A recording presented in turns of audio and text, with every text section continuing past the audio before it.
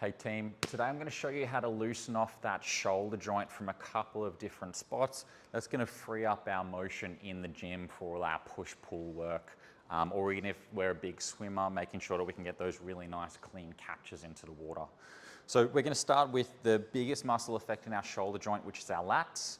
Starts down the bottom here and is going to fan out and then actually wrap around the front of the shoulder joint. So it, along with your pecs on the front, when they get really tight, they pull us into this internally rotated position. That's when that shoulder joint starts to get really cranky because it's compressing the space in the joint itself. So to find our lat trigger, we want the right size ball. Play around to find out what you like the most. I'm going to use the red one for today.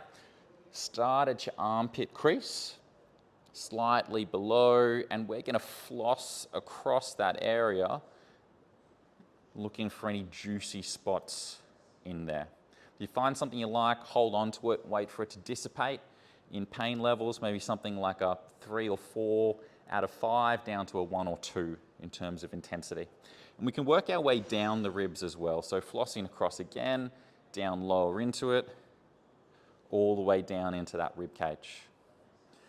Number 2 we're going to cover is that pec major. So again, same sort of thing, pulls us into that internal rotation.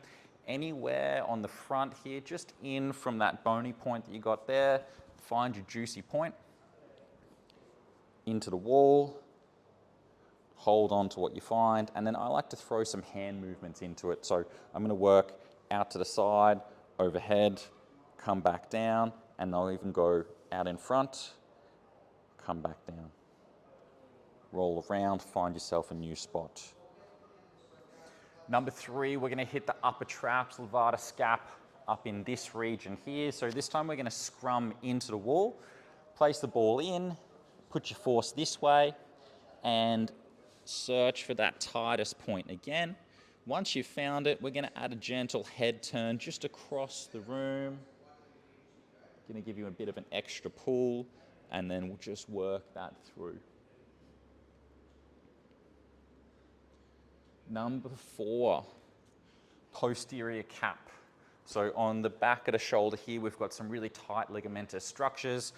When they get stiff, same sort of thing, they're going to compress and push that humeral head forward, again, resulting in us in that position there. That's our grumpy position whenever we're struggling, generally with pressing movements around the shoulder joint.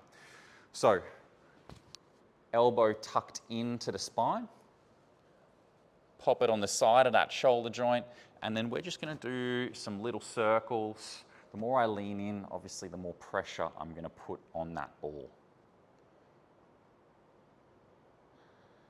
And the last one we'll cover is a little bit more of a general scap roll or infraspinatus. So I'm just going to start sort of mid-level on that scap, pop the ball in, find my juicy point to work through, and add some hand movements into it. So across the body, up overhead, come back down and across.